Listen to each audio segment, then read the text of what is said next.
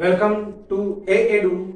और ए एडू के हमारे इस यूट्यूब चैनल में आप सभी का स्वागत है।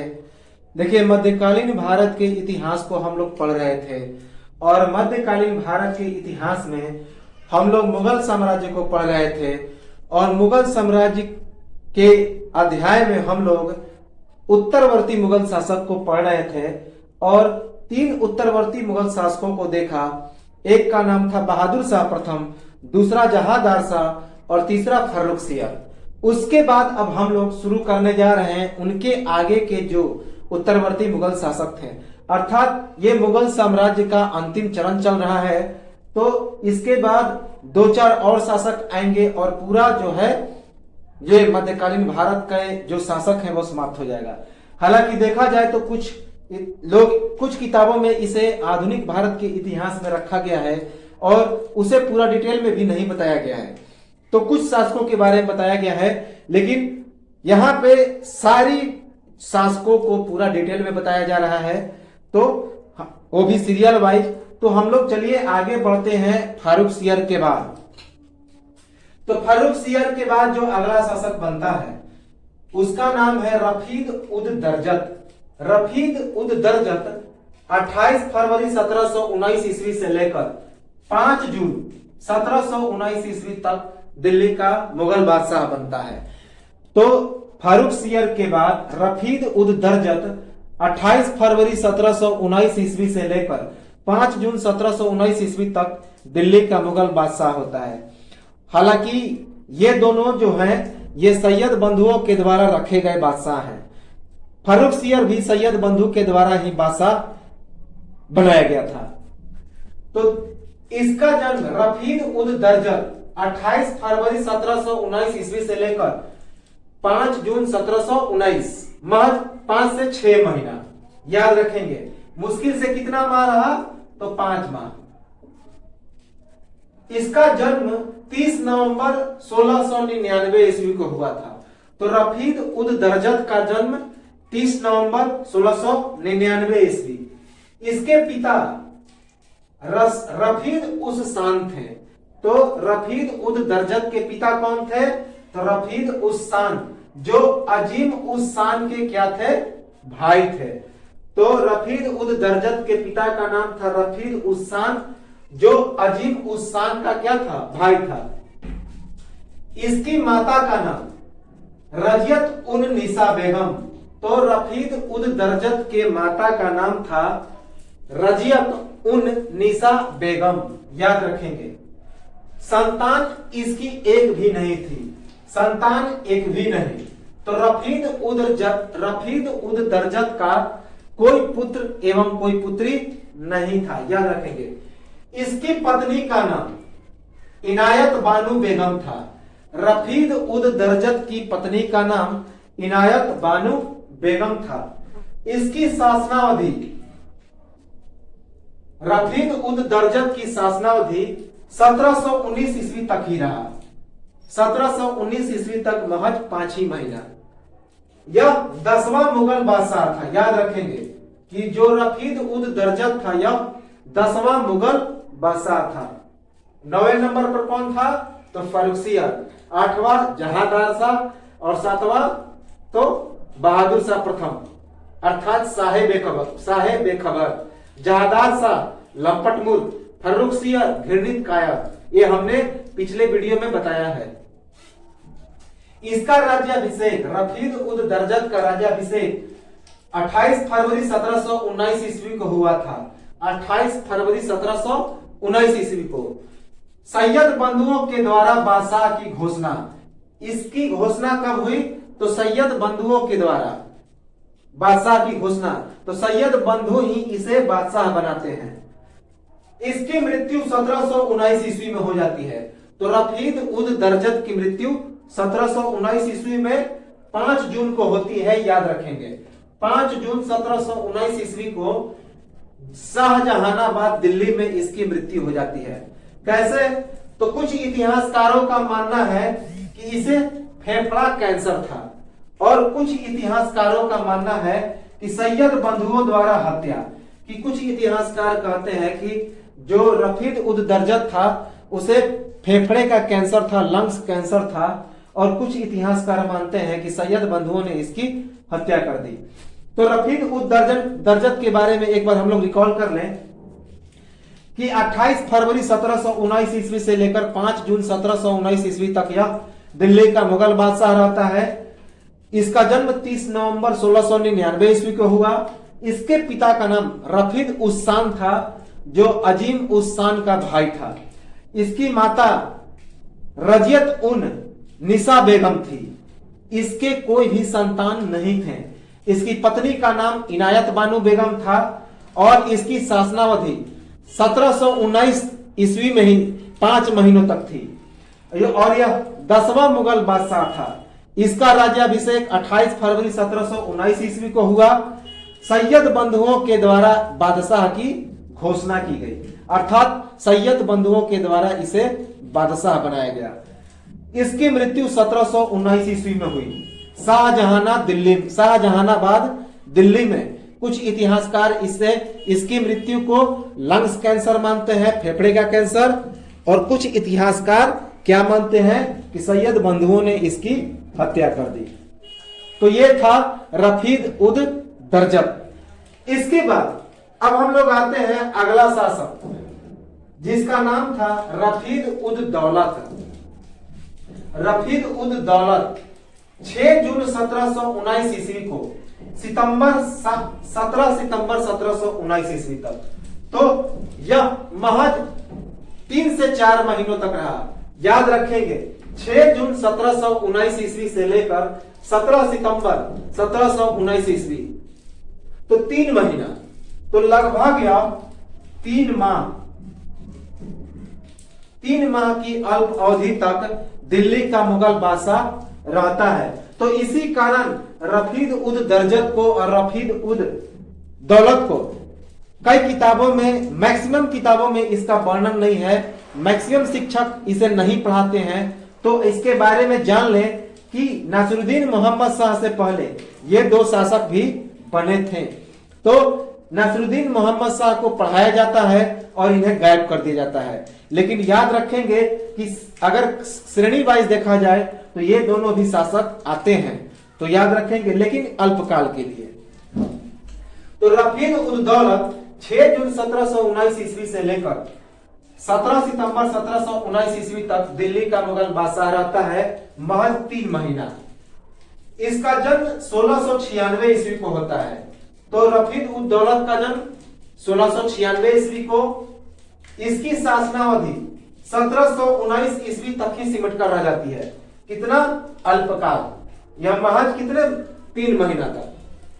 तो शासनावधि 1719 ईस्वी तक ही। याद रखेंगे 11वां मुगल बादशाह, या 11वां नंबर जो मुगल बादशाह था, इसका क्रम क्या था? 11वां था। 10वें पे कौन था? तो रफीद उद दरजत।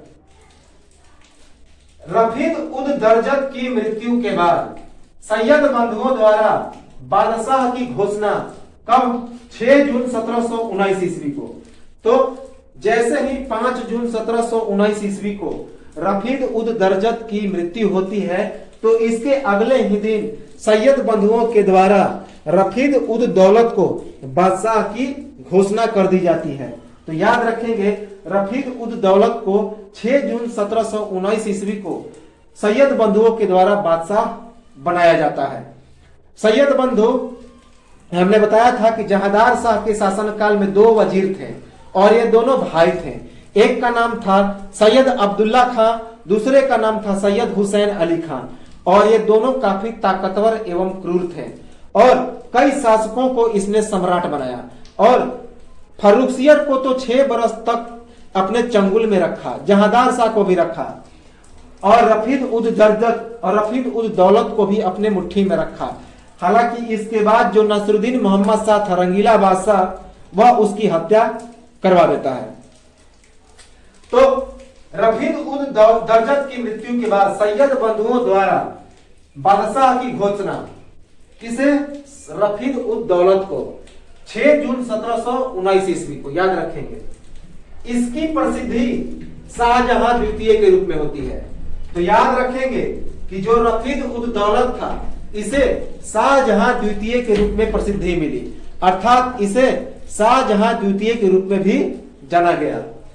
इसकी मृत्यु सैयद बंधुओं द्वारा हत्या करके होती है। कहां पे? तो दिल्ली में। तो सैयद बंधुओं द्वारा इसकी हत्या करके इसकी मृत्यु हो जाती है। कहां पे? दिल्ली में। तो रफीद उद दौलत के बारे में एक बार हम लोग रिकॉल करें कि 6 जून 1719 ईस्वी से लेकर 17 सितंबर 1719 ईस्वी तक 3 माह तक यह दिल्ली का बादशाह बना। 1696 ईस्वी में इसका जन्म हुआ। 1719 ईस्वी में यह अल्पकाल तक शासक रहा। 11वां मुगल बादशाह था। रफीद उद दर्जन की मृत्यु के बाद सैयद बंधुओं द्वारा 6 जून 1719 ईस्वी को इसको बादशाह की घोषणा किया जाता है और इसे शाहजहां द्वितीय के रूप में प्रसिद्धि मिलता है और इसकी मृत्यु दिल्ली में सैयद बंधुओं के द्वारा हत्या करके होती है। इसके बाद हम लोग जो अगला शासक आते हैं तो उसका नाम था रंगीला बादशाह, जिसे हम लोग मोहम्मद शाह रंगीला भी कहते हैं। तो उसका वास्तविक नाम क्या था? नासिरुद्दीन मोहम्मद शाह। याद रखेंगे, नासिरुद्दीन मोहम्मद शाह इसके बाद रफीद उद दौला के बाद शासक बनता है। याद रखेंगे। तो नासिरुद्दीन मोहम्मद शाह 1719 ईस्वी से लेकर 1748 ईस्वी तक 29 वर्ष। तो औरंगजेब के बाद उत्तरवर्ती मुगल शासकों में यही एक ऐसा शासक था जो कुछ दिन तक टिका। इसके बाद तो आए राम गए राम रहे और मुगलों का पतन हो गया। तो नासिरुद्दीन मोहम्मद शाह 1719 ईस्वी से 1748 ईस्वी तक 29 वर्ष शासक बनता है मुगल बादशाह का। इसका जन्म 7 अगस्त 1702 ईस्वी को हुआ था। तो नासिरुद्दीन मोहम्मद शाह का जन्म कब हुआ था? तो 7 अगस्त 1702 ईस्वी को याद रखेंगे कि नासिरुद्दीन मोहम्मद शाह का जन्म 7 अगस्त 1702 ईस्वी को हुआ था। इसके जन्म का नाम रोशन अख्तर। याद रखेंगे। तो इसके जन्म का नाम क्या था? रोशन अख्तर। याद रखेंगे कि रोशन अख्तर नाम था। इसके जन्म का नाम किसका? नासिरुद्दीन मोहम्मद शाह का। तो हालांकि इसका पूरा नाम रोशन अख्तर मोहम्मद था।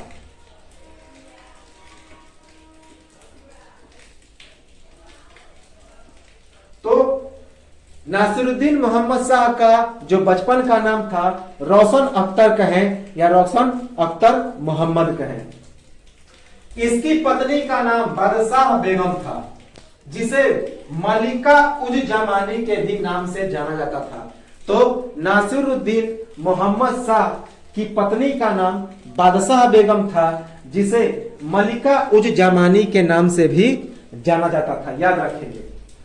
इसका पूरा नाम, नासिरुद्दीन मोहम्मद शाह का पूरा नाम अबू अल फतह रोशन अख्तर नासिरुद्दीन मोहम्मद शाह था। तो नासिरुद्दीन मोहम्मद शाह का पूरा नाम क्या था? अबू अल फतह रोशन अख्तर नासिरुद्दीन मोहम्मद शाह।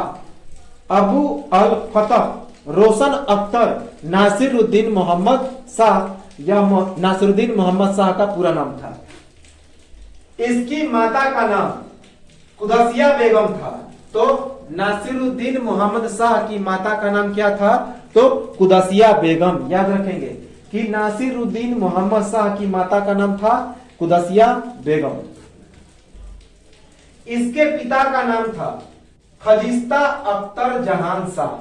तो नासिरुद्दीन मोहम्मद शाह के पिता का क्या नाम था? तो खुजिस्ता अख्तर जहान शाह। खुजिस्ता अख्तर जहान शाह यह नासिरुद्दीन मोहम्मद के पिता का नाम था। इसके पुत्र का नाम था अहमद शाह बहादुर, जो कि अगला बादशाह बनता है। तो नासिरुद्दीन मोहम्मद शाह के पुत्र का क्या नाम था? अहमद शाह बहादुर। याद रखेंगे, अहमद शाह बहादुर नासिरुद्दीन मोहम्मद शाह के पुत्र का नाम था। इसका उपनाम सबसे महत्वपूर्ण जो परीक्षा में पूछा जाता है कि नासिरुद्दीन मोहम्मद शाह का जो उपनाम था वह रंगीला बादशाह या मोहम्मद शाह रंगीला। क्यों? काफी रंगीन व्यक्ति था, नाच गान का शौकीन था, तो मोहम्मद शाह रंगीला का एक उपनाम था। मोहम्मद शाह रंगीला को एक उपनाम से जाना जाता था और वह नाम था मोहम्मद शाह रंगीला या रंगीला बादशाह। तो रंगीला बादशाह के नाम से या मोहम्मद शाह रंगीला के नाम से किसे जाना जाता है? तो नासिरुद्दीन मोहम्मद शाह को। क्यों?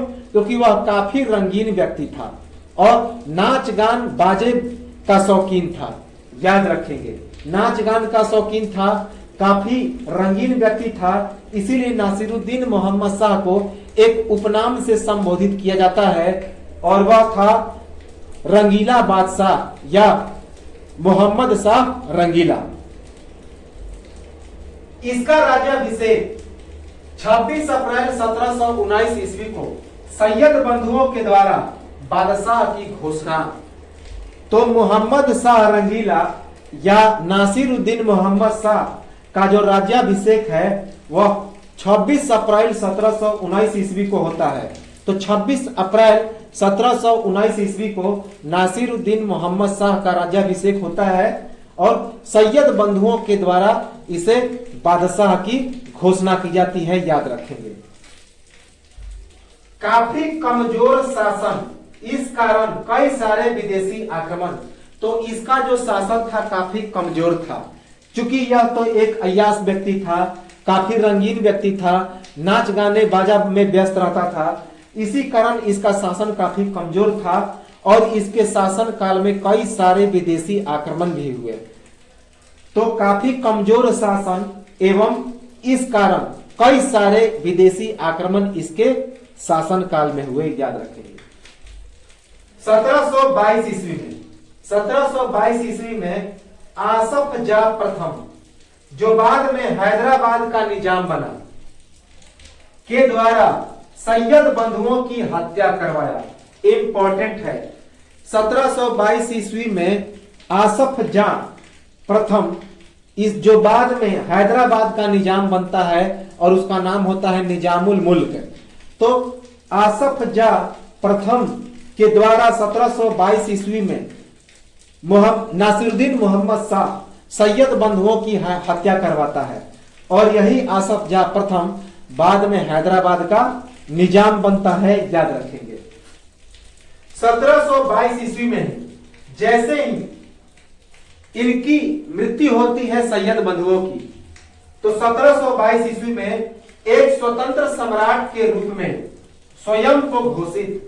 तो सैयद बंधुओं की हत्या करवाने के बाद 1722 ईस्वी में ही अपने आप को यह एक स्वतंत्र सम्राट घोषित कर देता है। कौन? तो नासिरुद्दीन मोहम्मद शाह।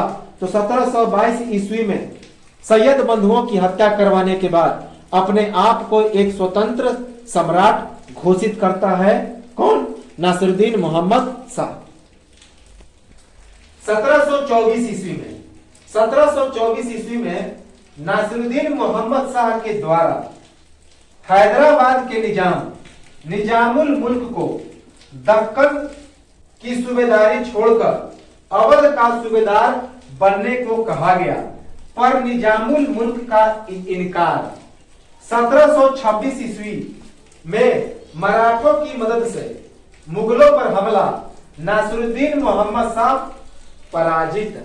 तो देखिए 1726 ईस्वी में नासिरुद्दीन मोहम्मद हैदराबाद के 1724 ईस्वी में नासिरुद्दीन मोहम्मद हैदराबाद के निजामुल मुल्क को दक्कन की सूबेदारी छोड़कर, दक्कन जो कि पड़ता है दक्षिण के इलाकों में, तो दक्कन की सूबेदारी छोड़कर अवध का सूबेदार बनने को कहा।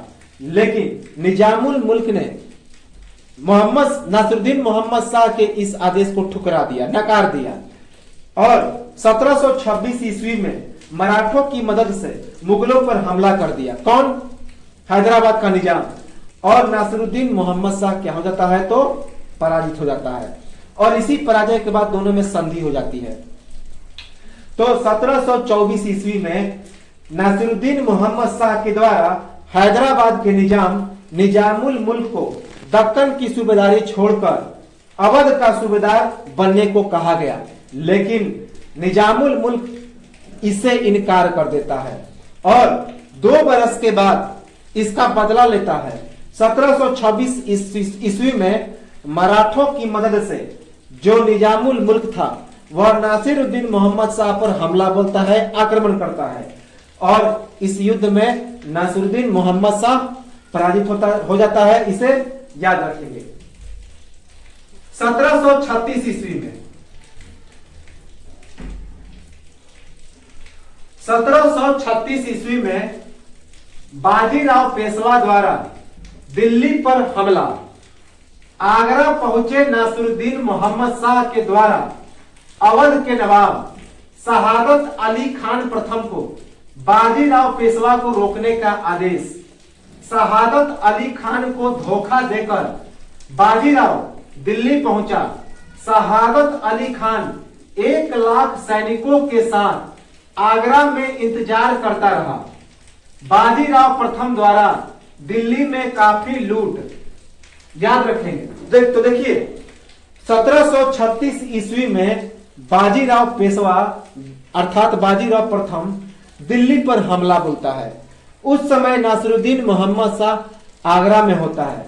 तो आगरा में होता है तो यह जो नासिरुद्दीन मोहम्मद शाह था अवध के नवाब शहादत अली खान प्रथम को आदेश देता है कि जाकर बाजीराव प्रथम को, बाजीराव पेशवा को आप रोकिए।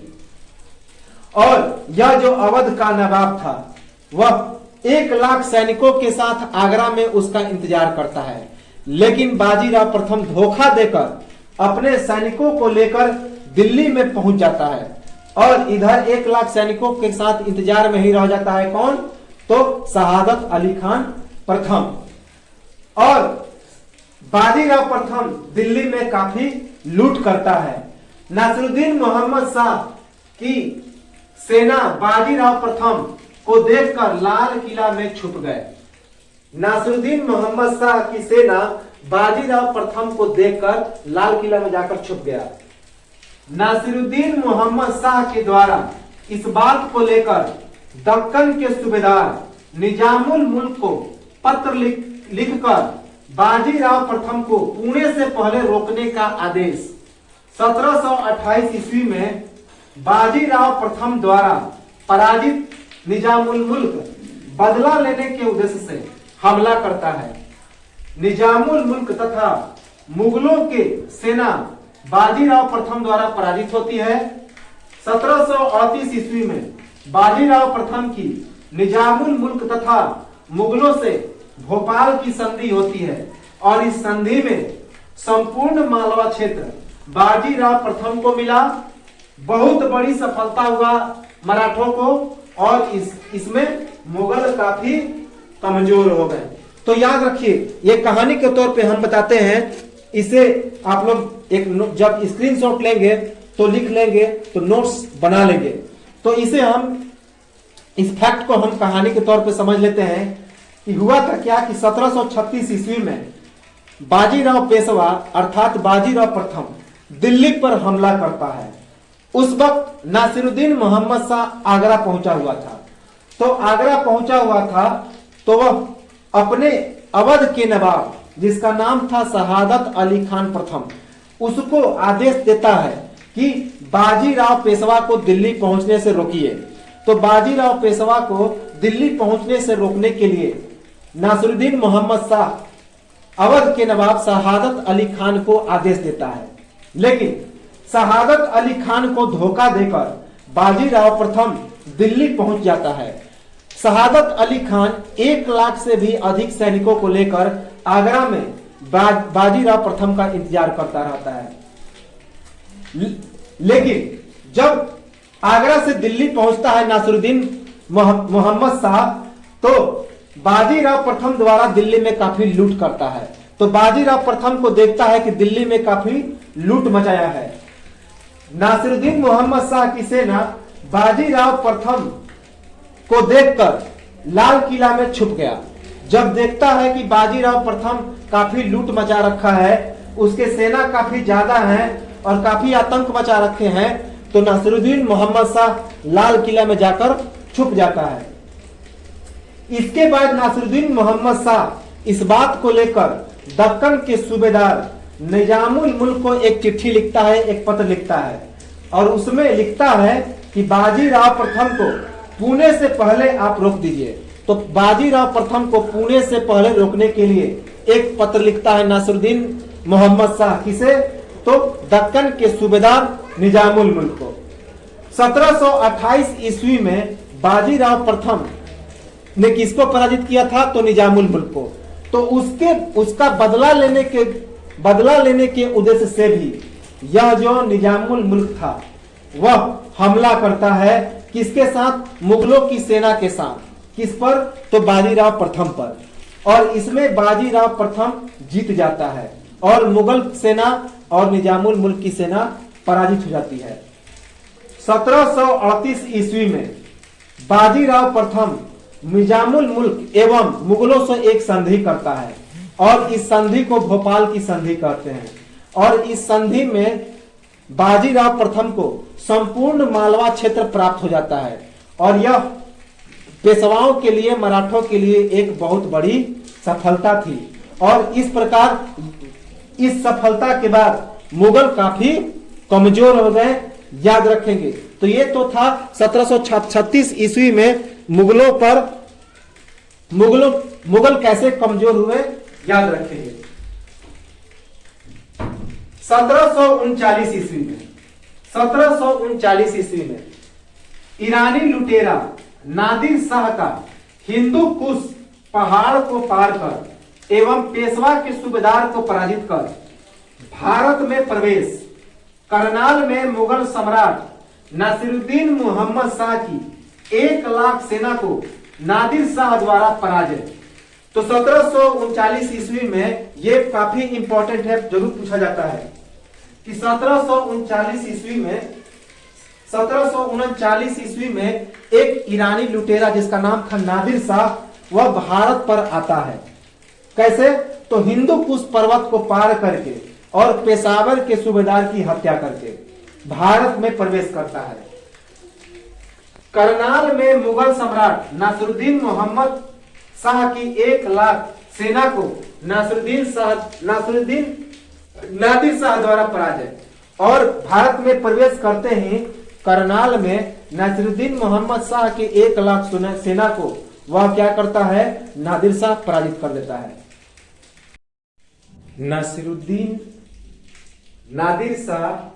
नासिरुद्दीन मोहम्मद शाह को लेकर दिल्ली रवाना तथा खुद को दिल्ली का सुल्तान घोषित किया। दिल्ली में नादिर शाह के नाम का खुतबा पढ़ा गया। बाद में दिल्ली में घुसते ही नादिर शाह पर गोली से हमला। इससे नाखुश नादिर शाह अपने सैनिकों को दिल्ली में खूब लूटपाट करने का आदेश शाहजहां द्वारा निर्मित तख्ते ताऊस, जिसे मयूर सिंहासन भी कहते थे, कोहिनूर हीरा सहित अरबों का खजाना दिल्ली के लाल किले से लूट एवं 40,000 से भी ज्यादा लोगों का कत्ल, मुगल साम्राज्य बहुत निष्क्रिय एवं विदेशी शक्तियों का बोलबाला एवं मुगलों का पतन आरंभ। तो नादिर शाह 1739 ईस्वी में, जो कि एक ईरानी लुटेरा था, वह हिंदू कुश पर्वत को पार करके पेशावर के सूबेदार को पराजित कर भारत में प्रवेश करता है।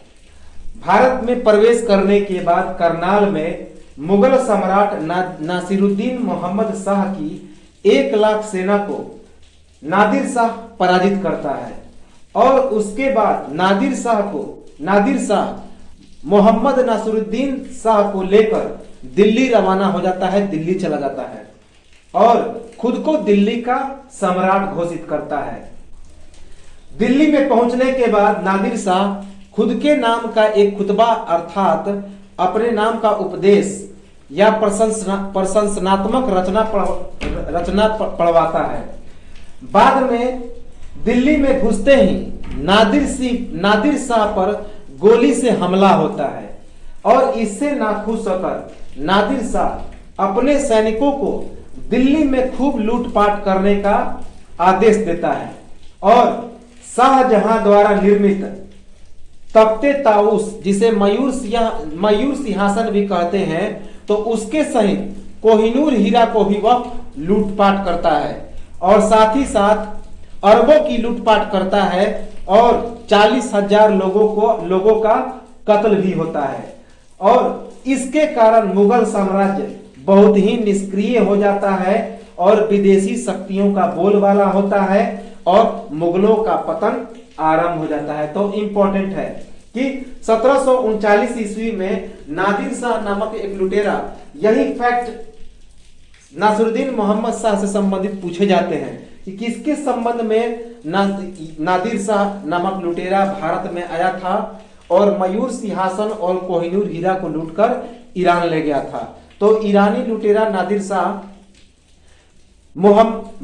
नासिरुद्दीन मोहम्मद शाह अर्थात मोहम्मद शाह रंगीला या रंगीला बादशाह के शासनकाल में 1739 में भारत में आया था।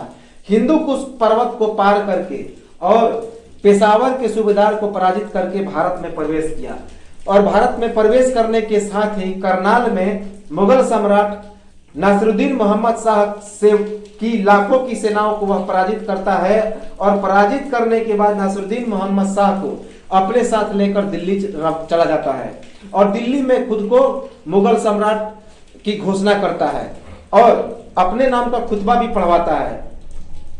लेकिन कुछ ही समय के बाद उस पर गोलियों से हमला होता है नादिर शाह पर, लेकिन इसी चीज से नाखुश होकर, इससे क्रोधित होकर नादिर शाह दिल्ली में खूब लूटपाट करवाता है और लूटपाट करवाने के दौरान 7 अरबों का लूटपाट करवाता है और उसी लूटपाट में वह दिल्ली के लाल किले का कोहिनूर हीरा और मयूर सिंहासन, जिसे तख्ते ताऊस कहते थे, और इसका निर्माण किसने किया था? तो शाहजहां ने। तो उसको लूटता है और अरबों का लूटपाट करता है, साथ ही साथ 40,000 लोगों का कत्ल भी करवाता है।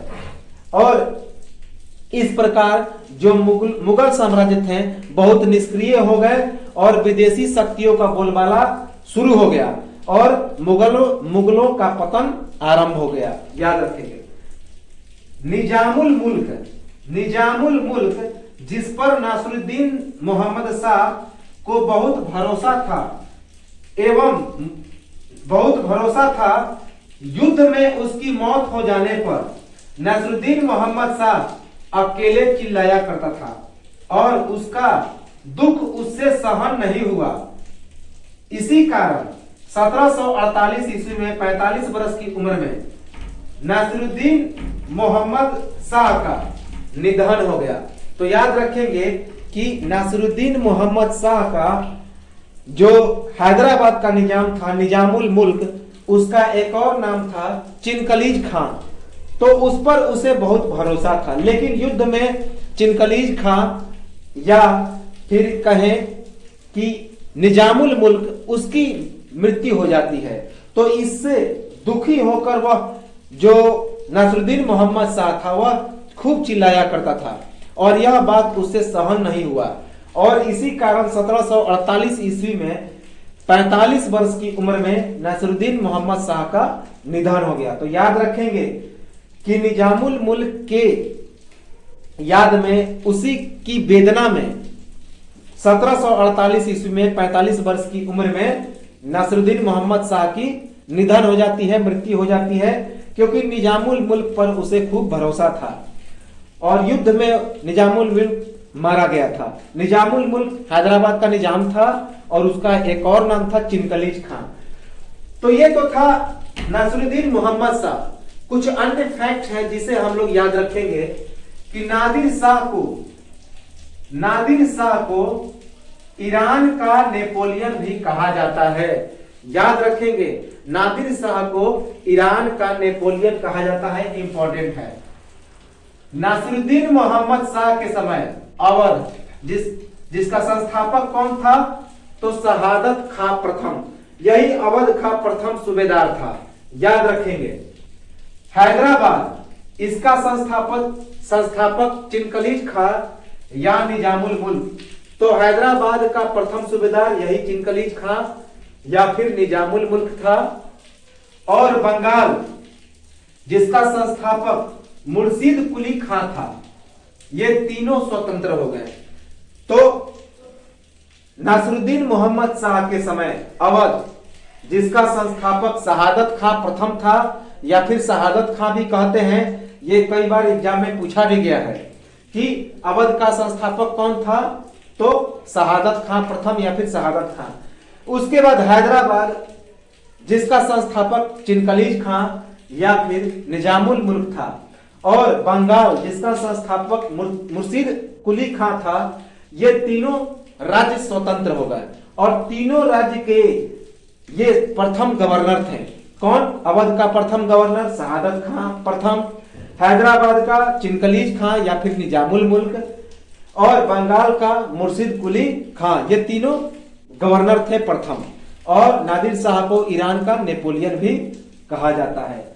तो ये था हमारा आज का वीडियो, और अगले वीडियो में हम लोग देखेंगे अगले शासकों को, और इसके बाद मुगलों का पतन तो आरंभ ही हो जाता है, तो बस गिने चुने शासक रह जाते हैं और उनको हम लोग क्या करेंगे, देखेंगे। और उनका कार्यकाल भी शॉर्ट है, छोटा है, तो एक स्क्रीनशॉट ले लें और सब्सक्राइब जरूर करें ताकि आने वाला वीडियो आपको सूचित मिल सके। और साथ ही साथ शेयर करें, लाइक जरूर करें, कमेंट करें ताकि अन्य लोगों को इसका लाभ हो। तो मिलते हैं हम लोग अगले वीडियो में, तब तक के लिए